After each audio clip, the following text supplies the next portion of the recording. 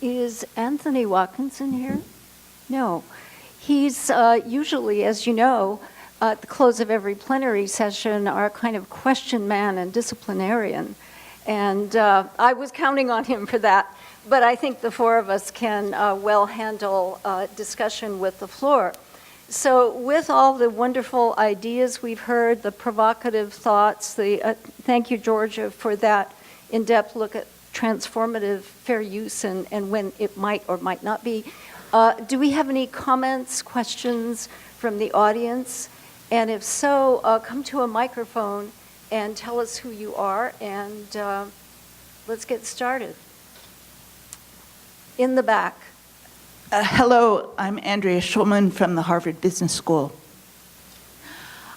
I've been recently told by an information provider that they could not give us data about our exceeding our download capability because of privacy issues. And I'd like your opinion about whether that is a valid justification. Thank you. I don't think so. I think it's a question of, honestly, missing the boat, which I've done many times, true confessions, in your licensing arrangement to make sure you had access to de-identified or anonymized data appropriately. I mean, yeah, it would be inappropriate for the provider to be giving you the name, rank, and serial number of the individual end users who downloaded that data. But to have aggregate data or de-identified data is not a privacy violation, in my opinion. So, and actually, it's something to really think about as well, which is, as much as I have some concerns about commercial entities getting access to our community's data, if you're licensing and setting up a program, there's enormous research potential in this. You know, not dissimilar to the issue that Georgia was mentioning with HathiTrust of sort of analytics and data analysis. It is a huge new area of research. And so you want to have access to the data from your institution or your publication. There's a treasure trove of information there. Ben Wagner from University of Buffalo. You described not simply caveats in terms of online courses, but like a whole host of landmines. And I'm wondering how, you know, all you need is a few cases where people get burned, and won't these massively online courses, especially in terms of international law, have to be absolutely plain vanilla?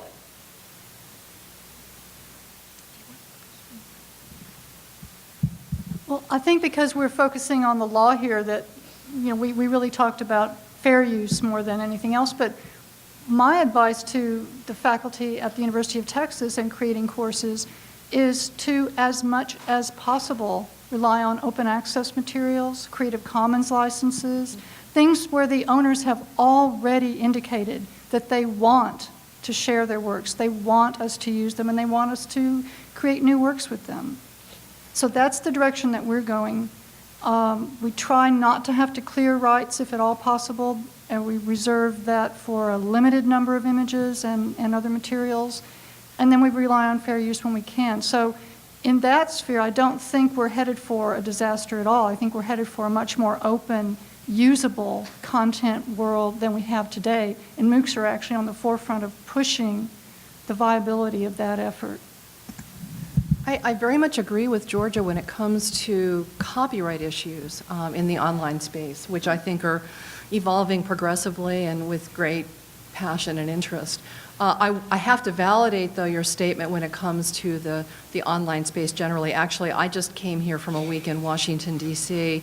at a conference of higher ed lawyers, and session after session explored the almost crazy compliance environment around online ed, because it gets into many, many areas that, I mean, I kind of pushed the envelope here today to talk a little bit about privacy and FERPA kinds of issues. On one of the slides, you know, I have a list. I mean, there's state authorization, Title IV. This is a heavily, heavily regulated environment. And people are concerned about sort of navigating those waters appropriately, and it's very complicated. Well, a few of us in the room were in Kevin's session on Wednesday, And the thing that struck me most, and I guess it goes back to the copyright thing, he said one of the key effects of MOOCs from where he sits at Duke University is that it is pushing educators more and more to open information. And the less the information is open, the less it is going to be utilized. Yeah. John Dove from Cruder Reference. I just have a couple of questions. This is not an area that I know well, but you've definitely brought up some interesting areas that we need to have opinions on. So one is it crystal clear that there's a safe harbor, that if somebody, from some MOOCs that I have taken, people have had links to say, all right, go to this link, to this YouTube video, or to go to this place. Is if you just reveal a link, is there a completely safe harbor with regard to any copyright infringement? I think so. Good, all right, so my next question was... Georgia? No, I agree. Links, no one has a right to control links. That's not part of the Copyright Yeah. Act, you know. Great, so so indeed, a lot of MOOC content is actually done exactly that way. That's one of the things we encourage too, is linking out. Even though it might not be there someday, it's like you can't let that stop you from utilizing stuff that's out there and that people have already agreed to make freely available. Right, so Thursday I did a little Pechakucha and I had some images from a YouTube video. So if I've used that in a presentation, if I violated some copyright, I referred to the TED Talk and I said, boy, this is on YouTube and here's an example. Is that perfectly okay, yeah? There's an issue with YouTube if you want to pop their video out other than embedding it. Do you know what I'm talking about? Yeah. Well, in this case, I just showed an image from it. No, that's probably okay. That's a fair use. But using YouTube videos, there's the content owners saying, you know, I want this out, I want the world to see it, and you link to it, no problem. If you want to take it out and put it on your server because you think someday it might not be there, you need to limit your use of YouTube videos to ones that have been Creatively Common, that have been licensed with Creative Commons licenses. Because YouTube has a special video editor that it allows users to use to pop the videos out if the owner of the content has indicated that he or she wants people to be able to Creatively Commons use it.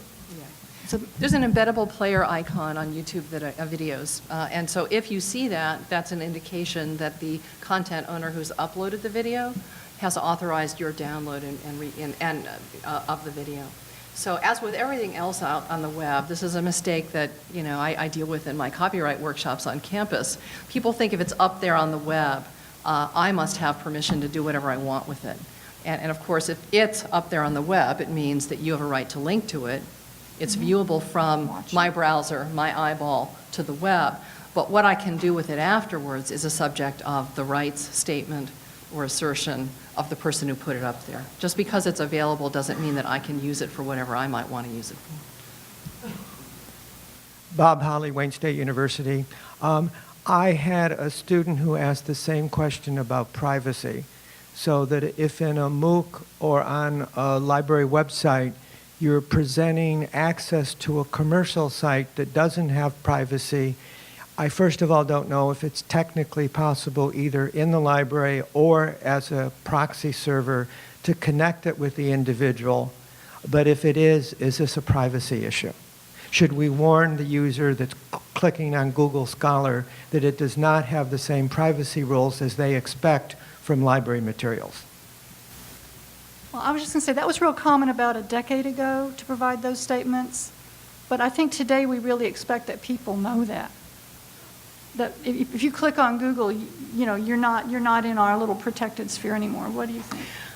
Yeah, I agree. What I think I'm feeling ever more passionate about is, okay, I keep on using this analogy of the ham omelet, okay? Omelet. The pig is committed. The chickens are involved. And if you're the pig, if we are affirmatively buying, licensing the content, enrolling students as part of a course in the access to an interaction with a set of services or content, then we have an opportunity to use the leverage, the moral values, and the legal requirements that we are guided by to ensure a reasonable framework with that content provider. And that's different than having broad links to a web environment that's kind of Wild West and just out there. And I think I'm with Georgia that when people are interacting with the web, they are accepting a set of, even if unread, terms of engagement that do not involve a whole lot of privacy. But if I'm saying I've spent $5 million to license library materials, and this is our user community and the access that we're providing as the library, I want that license to be clean around those concepts.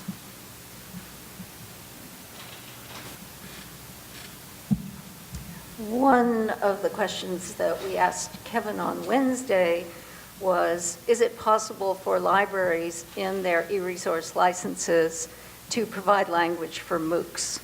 Is that reasonable? Is it going to work? And he said, no. I then went on to ask him, I had seen something in the Chronicle or somewhere about SPOCs, small private online courses. Harvard is going to do one of these for about 400 or 500 students. The question was, at what point do you actually have a hope of licensing for these kind of wider courses? And of course, once you get into all these gray areas, it becomes case by case, I guess. So there's really not, I went away from that session thinking that there wasn't too much librarians could do in the licensing sphere about MOOCs. There's a lot of things we could do to work with our faculty, to help them, identify resources that are open or other kinds of things, but not really in the licensing space. Is that kind of a fair takeaway? I'll tell you our experience at the University of Texas with our MOOCs that we've run so far. We asked a commercial organization to help us reach out to publishers to get permission for a very tiny set of materials that our faculty really wanted the students to have access to. These are print materials. And even this professional organization, which threw a lot of time and money at the project for us, was ultimately unsuccessful in most respects. Publishers just aren't ready to do this. They view it as, they still think in terms of wanting to charge a per person use, and it just doesn't work, it doesn't scale. But will they be there someday? Absolutely, but I'm not holding my breath waiting for that. I think it's a really great question. I agree that libraries, especially individual libraries, are just very unlikely to be successful with a broad swath attempt to license rights for use in faculty MOOCs from any publisher. But individuals have a lot of individual power. So I've had some experience where the faculty author of a book where the author wanted to harvest image and other content from the text to populate a MOOC with was met with very friendly response from the publisher, who was delighted to have the book recommended for purchase in the course as the sort of quid pro quo to a pretty liberal use of images, for example. And that actually has happened for both authors and for non-authors who simply found a textbook they thought was fantastic and were able to work out an agreement with the publisher to have just a recommended link, not any required purchase, and then very liberal image use rights. So I think that's an issue. I can see this on the horizon for all of us who are advocates for authors working affirmatively with publishers around OA rights or other kinds of rights to say, hey, if I'm signing away my rights to publisher X, I want to be able to use content in reasonable increment amounts in online teaching, for example. So I can see that as a horizon of individual one-off opportunity. Well, this kind of reminds me of the efforts a lot of us have made to get access for our alumni to electronic resources. And I was trying to think, some of this has happened, and maybe more will happen, I don't know. But I think one of the requirements was, obviously interest on the part of the institutions, but also venturesome publishers who said, well, let me try that. Let me try that in a pilot, and let me see what happens to use, and let me see what happens to revenue. I don't know where JSTOR is with this today, but they, approached us and said, would you like to be part of a pilot group? and there was a very small incremental fee. I think EBSCO has some of these services. So I think maybe what we're looking for now is, and for those of you who are publishers and information providers, is folks in this space who are interested in kind of stepping up and saying, let's try something together, and learn from that. And it may well lead to opening up of services that today we think are just not possible. Yeah, I mean, I would be derelict if I didn't mention that Coursera has been working with some publishers, at least, and I think edX also, actually, to see whether light or slim versions of textbooks could be made available as a pilot, as a beta experiment on both sides, for use in some courses. And I think that's a very interesting thing. The admonition I would pass on as someone, again, who cares a lot about privacy is, what's that going to mean? What will the students or the participants who get those textbooks be assigning away as part of that deal? And we want to make sure that's a reasonable balance of rights and responsibilities on both sides. And of course, if you have a faculty member who's developed $100,000 or $150,000 series of lectures at the institution's expense that are tethered to that particular deal as far as content rights, and you want to move your course somewhere else, you just want to stream it for free from your website because you just think it's a public good, you may find that you've got to go back in and reshoot the entire course if too much image content is linked to that particular business deal. So all things to think about pragmatically. Well, we've reached the end of our time slot, so I want to thank our speakers, particularly Bruce, for his excellent step in, and we will see you next year. Bye-bye.